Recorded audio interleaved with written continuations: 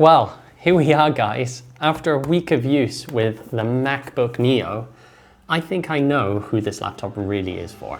If you haven't already, I made an impressions video last week talking about the MacBook Neo itself. I also did a quick unboxing about the MacBook Neo. Overall, it was just a quick impressions really of the laptop itself and my first time looking at it in person. And that brings me over to the build quality really. The build quality of this laptop is excellent. I mean, it's as good, if not better, than a MacBook Pro or a MacBook Air. It's an all aluminum unibody chassis. There's no keyboard flex at all, with the display being made of glass and also a good, well-made trackpad. The laptop has no flex at all and it looks fantastic. For something that costs 700 euro, I can't imagine anything better and anything that would be able to beat a build quality like this laptop. The screen to me also reminds me of an iPad really, meaning that the bezels are quite large, similar to an iPad, and especially with the rounded off corners of the screen, it looks like an iPad screen. So every time I open it, I'm like, oh, it looks like a glorified iPad to me. But no, it's a proper laptop and it works like a proper laptop as well. The trackpad I have been having problems with, just for me personally, as the MacBook Pro actually uses a force touch trackpad, whilst this one is a proper mechanical click trackpad. Luckily, you can click from anywhere and just use it as a normal force touch trackpad. But whenever I tried to zoom in with my two fingers or do other type of gestures, it would actually do the opposite. And I especially got that in Final Cut where I wanted to zoom into my timeline, but instead it started zooming out of my timeline. So it was really disorientating and frustrating to use at times. If you're just scrolling through the web, I didn't have any problems at all with that. With the laptop only having, of course, the two USB-C ports, I didn't really have a problem with that at all, to be honest. I always wanted to use what I needed to use, and I didn't feel like I needed to have another USB-C port to use that. That's just my use case really, as I don't really have a lot of external things that I use, for example, a display or a mouse with the laptop. All I really use it for is for charging, using an SD card, or using it for my hard drive where I edit all my videos off of. And that also takes me to another thing that I really missed with the MacBook Pro that I just don't have on this laptop, and that's just having an SD card reader built into the computer. It's always nice to have it built into the computer without carrying anything extra, just like this. Just like this. This is the Apple SD card reader, from USB-C to SD card reader. It's okay having this. I mean, it's fine using it. I don't have a problem using it at all, but it's just very frustrating to have something else with you and to also buy another accessory just so that you could use an SD card with this laptop. What is also something about the SD card reader is that there's only really one port you can plug it into. I'll get into that a bit later within the testing phase of the video. One USB-C is actually a 3.0 speed, whilst the other one is a 2.0. And there is a huge difference between those two. So I will definitely show you guys in the test later on in the video. Just so you know, I would just use one to charge. So the 2.0 I would just use to charge the laptop itself, whilst keeping the 3.0 free for anything else, such as a hard drive or an SD card reader, so that I can transfer files even quicker. The battery life has also been fantastic on this laptop. I've been able to edit a video for about 6 to 7 hours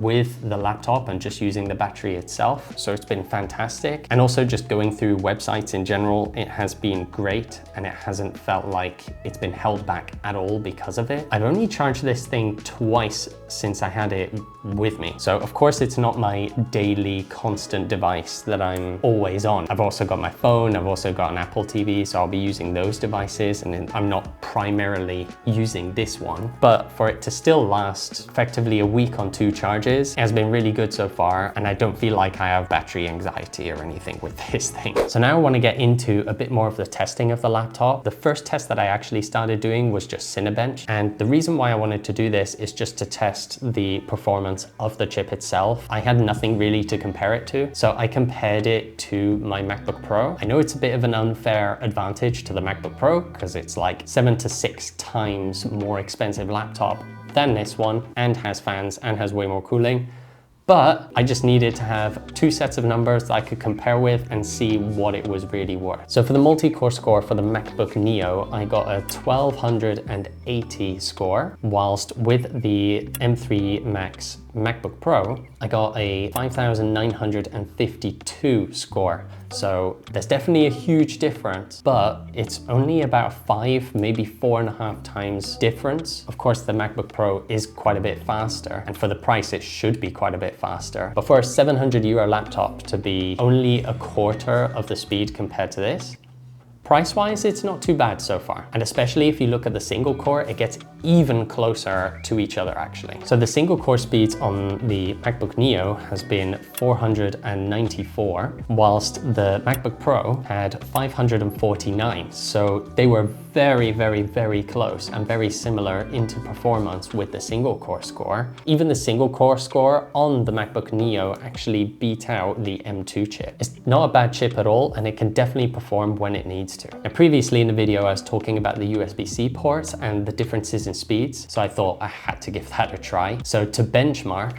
I actually use a Samsung T7 Shield drive, and this is where I edit all my stuff off of, as I just don't have the storage in the laptop. And to be honest, this thing is more than fast enough to be able to edit the videos off of anyway, with 1000 megabytes of write and read speeds. So this is more than fast enough for all my video editing activities. I downloaded the Blackmagic app that would measure the transfer speeds off of this drive. So what I ended up getting with the MacBook Pro is a 950 megabytes write speed, whilst the read speed was 650 to 700 megabytes per second on the MacBook Pro. And I tested all 3 ports with this one, and all 3 ports were exactly the same, so I can verify that it is Thunderbolt 4 and that they're going very well. So I did the same test with the MacBook Neo, and to my surprise, the USB 3.0 port actually did exactly the same score with 950 megabytes per second write, and also either a 700 megabytes per second or 650 of read. It is very fast with that USB speed and is more than capable enough to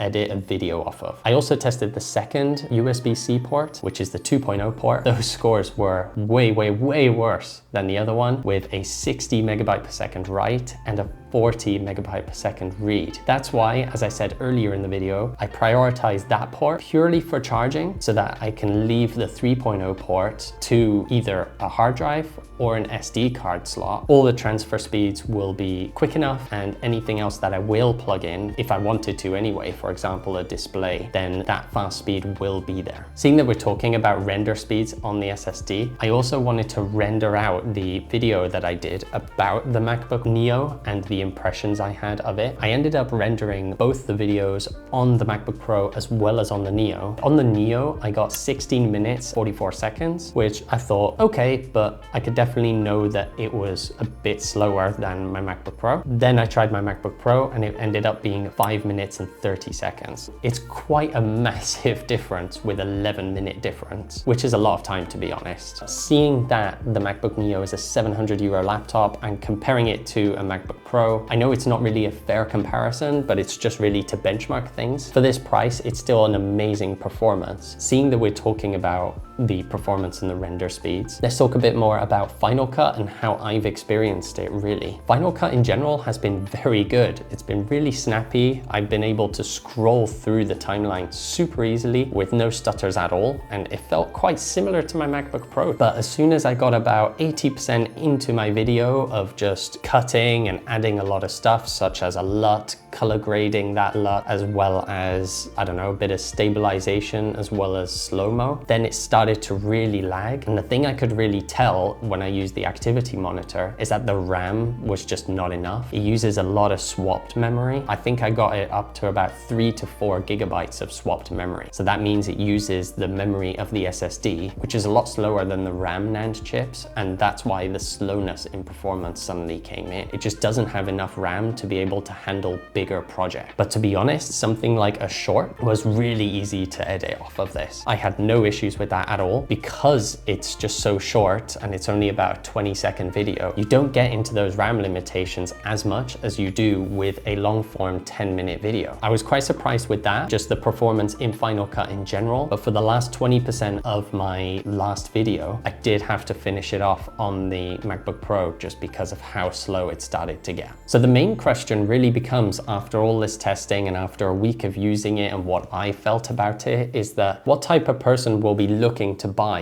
a MacBook Neo like this? I've definitely come to the conclusion that it would be students wanting to buy a laptop like this, especially for the price of 700 euro. It is a great barrier to entry to get into the Mac ecosystem and to have such a well-built laptop that you just won't find with Windows or any other laptop brand out there really for the price. The performance for everyday use is also more than enough. You can open every app in one go, similar to when the M1 came out, and it's still very fast for what it is. And for the price, it's still amazing. So as a student where you're primarily going to be making Word documents, making PowerPoints, or even Excel sheets, this thing is great. And also as an entertainment system, it's also great. So just watching YouTube or watching other movies, for example, then this is a great laptop to have for sure. And even for someone who just wants to get into the Mac ecosystem for the first time, this is a great barrier to entry for that. A good laptop, speakers sound good for the price. The speed is also very good. If you want to dabble a bit into video editing, then you definitely can with this laptop. It's not a slouch at all. For something like a Shorts creator or even an Instagram Reel creator, or TikTok creator, then this is probably something that looks pretty good for a student and someone who wants to try a bit of everything, then this is an amazing buy. So thank you for watching my video about the 1 week of use with the laptop.